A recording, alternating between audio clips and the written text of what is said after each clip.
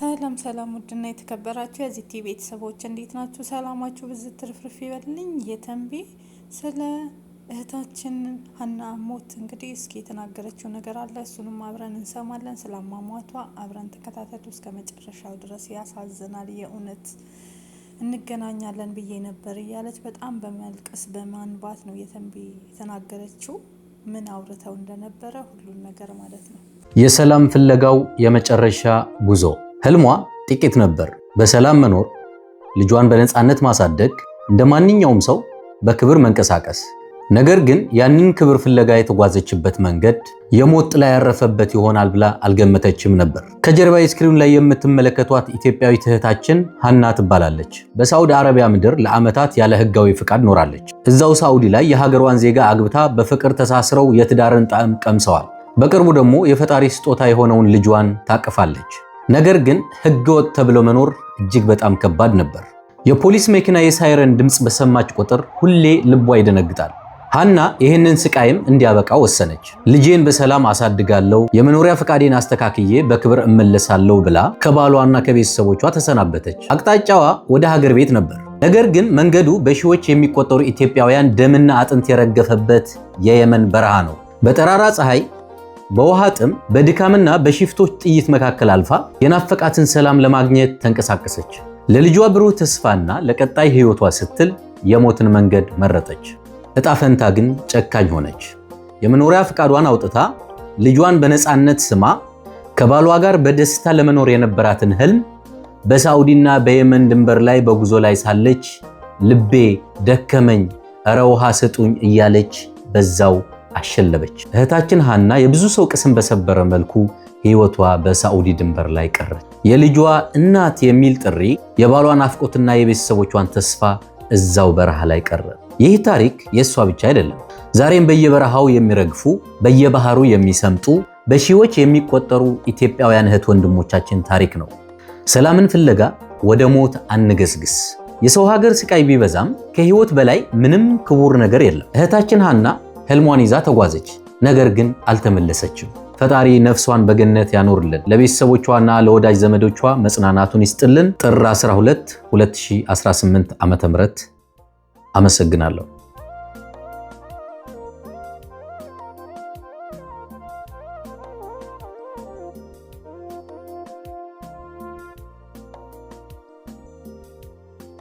እንግዲህ በጣም የሚያሳዝነው እንደሰማችሁት ማለት ነው። እንዲሁም ከተንቢ ጋርም እየመጣው ነው ብላት ቆጮ ቡላ አዘጋጅልኝ ብላኝ እሱን ሁሉ እያዘጋጅላታለሁ። በስራ ብዙ ነገሮች ወርቅ ቤት ለመስራት ተነጋግራ ወርቅ ቤቶች ብለዋት ምናምን ብላ ብዙ ነገሮችን የተንቢ ተናግራለች ማለት ነው። ብዙ እቅድ እንዳላት ስለ ስራ ብዙ ነገር አስበው አበሻ ሹፋን እንዲሁም ደግሞ የተለያዩ ነገሮች የኢትዮጵያ ነገሮችን የተንቢ ልትልክላት ቡላዎች፣ ቆጮዎች፣ ጣባ ይሄ የጉራጌ ምግብ ማቅረቢያዎች፣ የጣባ ክዳን ምናምን በቃ ወዘተ ማለት ነው።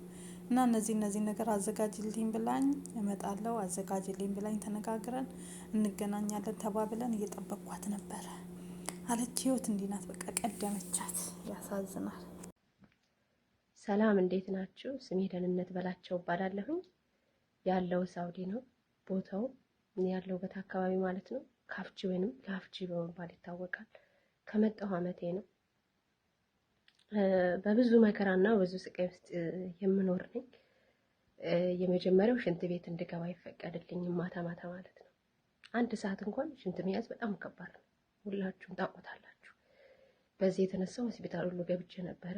ታመሜ ማለት ነው። እያነከስኩ ነው፣ ኩላሊት ያመኛል። እያነከስኩ ነው የምሰራው። ምበላው ደቂቃ ሰዓት ተሰጥቶኝ ነው 15 ደቂቃ ያምኑ ሳያልቅ ነው ተነሽ መባለው ማለት ነው የምነሳው። እና እየተደበደብኩ ነው የምሰራው። ምበላው ምግብ ልበላ ያቀረብኩት ምግብ ትደፋብኝ ፊቴ ላይ እዚህ ጋር ፊቴ ላይ የምትተፋብኝ ማለት ነው። እና ያም አልበቃቸው ብሎ በሚያስሩት ጥቁሩ ነገር የለም እሱ በሚያስሩት ነገር ነው ሁሉ ጊዜ የሚያስፈራራኝ። አንቅሻለሁ በዚህ የሚል እና ቁልፍ በሬ እንዳልቆልፍ ቁልፍ ተከልክያለሁ። በማንኛውም ሰዓት እየገቡ ያውኛል እና እኔ ተኝቼ ያው ድካም ነውና በተኛም ግን እነቃለሁ። ለምን በተኛም ቅዠት ነው የሆነ እፈራለሁ። ገብተው የሆነ ነገር ያደርጉኝ ሆነ ይገሉኝ ምናምን ብዬ ስለምፈራ እየባነንኩ ነው የምተኛው እንቅልፍ ማለት ነው።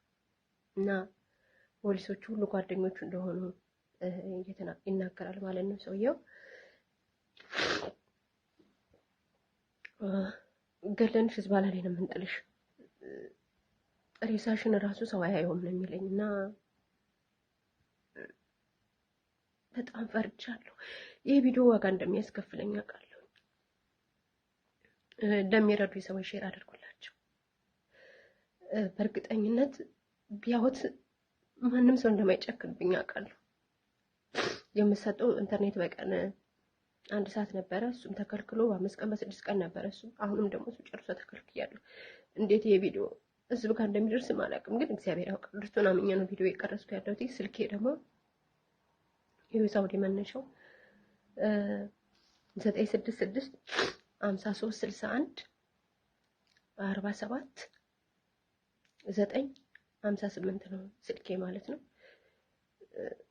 ጠዋት ላነሳ እችላለሁ ስለምተኛ። ከዛ በኋላ ግን ስልክ ሲደወል ቢታይ እንደውም ችግር ውስጥ እገባለሁ ማለት ነው። አመሰግናለሁ። ሼር አድርጉልኝ።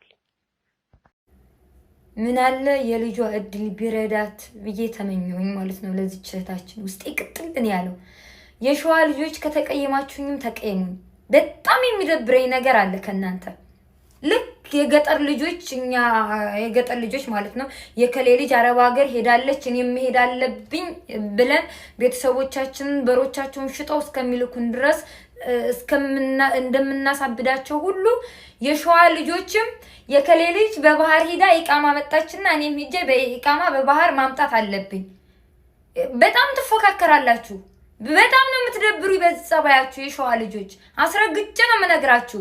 የሥራ ሰው እንደሆናችሁ አምናለሁ፣ ግን ፉክክራችሁ በጣም ነው የሚያስጠላኝ። በትንሹ እኮ መንቢንና ፍቅርን ማየት ይቻላል። መንቢ ቤት የተሰቃቀለ ድኮር ካየች ፍቅር በማግስቱ ጧት ቤቷን ጠልጥለው ነበር የምናየው።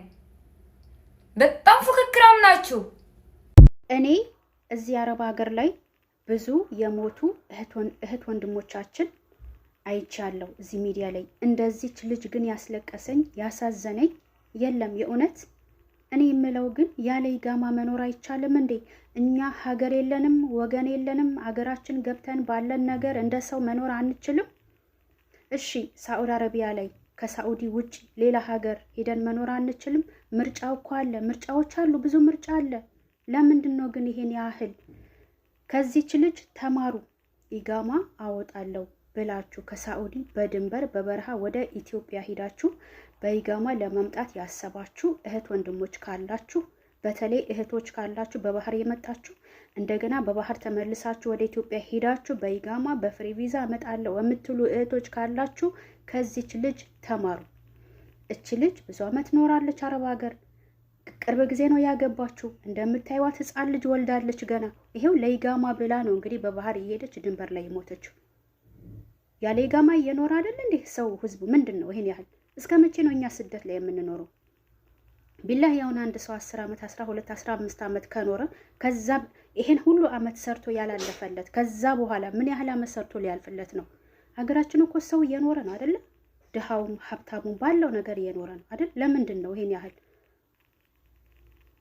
እኔ የእውነት በጣም ነው ያዘንኩት። በጣም እኔ በቃ ባየዋት ቁጥር እኔ እንጃ። እኔ አረብ ሀገር ላይ ብዙ አየሁኝ። ብዙ ሴቶች በብዙ መንገድ በተለያዩ ምክንያቶች ራሳቸው የሚያጠፉ ያለው በአረቦችም የተገደሉ በእኛም ሀበሻ ዜጋ የተገደሉ ብዙ እንደዚች ልጅ ያሳዘነኝ ግን የለም። ቢያንስ ለራሳችን እንኳን ማዘን ባንችል ቤተሰብ የለንም እናት አባት ቢላ ያሁን የሁሉ አመት ቤተሰቦቿ ጠብቀዋት ከዛሬ ነገ ትመጣለች ልጄ እያለች እናት አባት በዚህ መንገድ ሞቷን ሲሰሙ ሌላ ሞት እኮ የእሷ ሞት ብቻ አይደለም የእናትም የአባትም የቤተሰብ ሌላ ገና ሌላ ሞት እና እባካችሁ ሳዑዲ ላይ ያላችሁ እህቶቼ ያለ ኢቃማ እስከዛሬ ሰርታችኋል።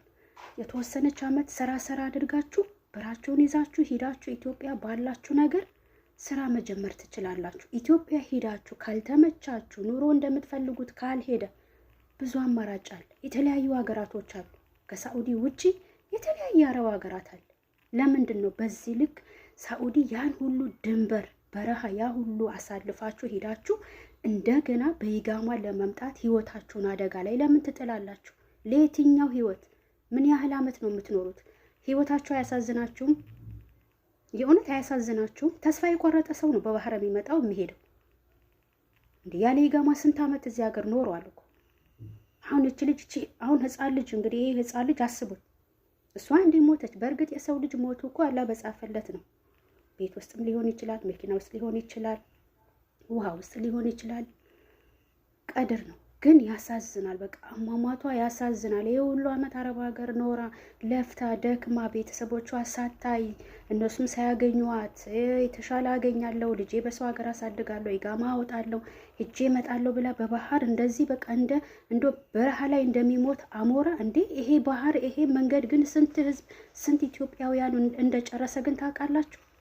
ሬሳ እኮ ሬሳ እንትን ያሉ እኮ እየረገጡ እኮ ነው የሚመጡት። ምንድን ነው እኔ የምለው ግን እኛ ሀገር የለንም? የእውነት ሀገር የለም። በቃ ሀገራችን ህዝቡ ይህን ያህል ተስፋ አስቆርጧል ማለት ነው። ማለት ይህን ያህል ተስፋ ቆርጣቸዋል በሀገራችን። ኧረ እንኖራለን፣ ሂደን መኖር እንችላለን። ማንኛውንም ሰው እንደሚኖረው ሂደን መኖር እንችላለን። በትንሽ ባለን ነገር ድሃው እንደሚኖረው በቃ ምንድን ነው እህቶቼ፣ ምንድን ነው እንዴ? ዘንድሮ ብቻ ስንት ሴቶች ኢቃማ አወጣለሁ ብለው በባህር ወደ ኢትዮጵያ ሲሄዱ ባህር ውስጥ የሞቱ ብዙ እህቶች አሉ። የዚች ግን እንደው ይብሳል መንገድ ላይ ለአሞራ ዴ የእውነት እኔ በጣም ነው ያዘንኩት። ወረበል ካባ በጣም እኔ ፎቶዋ ሁላ በቃ በጣም ነው ያዘንኩት። የእውነት እንደው ይሄ ቪዲዮ ግዴታ መስራት ስላለብኝ ነው እንጂ እኔ በጣም ነው ያዘንኩት። የእውነት አሟሟቷ በጣም ያሳዝናል። ገና ቅርብ ቀን አገባች፣ ስደት ይሄ ሁሉ አመት ኖራ ወለደች። በዛ ላይ ህፃን ልጅ ቤተሰቦቿ ትመጣለች ያሉ እየጠበቁ ነው። አስቡት። ሄጄ በኢቃማ መጥቼ ልጄ አረብ ሀገር ላይ ሳዑዲ ያሳድጋለሁ ብላ አላማ ያላት ሰው ናት። እሺ ህፃን ልጅ ስጠፋን በጣም ያሳዝናል። እባካችሁ ያለ ኢቃማ ኖራችኋል፣ አሁንም መኖር ትችላላችሁ። እስከ ኖራችሁ ኑሩ፣ ስሩ፣ ሰርታችሁ ሂዱ። ኢትዮጵያ በቃ ሂዱ። ካልሆነ ሌላ ሀገር መሄድ ነው። የምን ኢቃማ ነው? ምንድነው ኢቃማ? ምንድነው ጥቅሙ? አስለን እዚህ ሀገር ምንድነው ጥቅሙ? ኢቃማ እኮ ሀገር ሄደሽ ለማምጣት ነው። በቃ የእውነት ያሳዝናል፣ በጣም ያሳዝናል።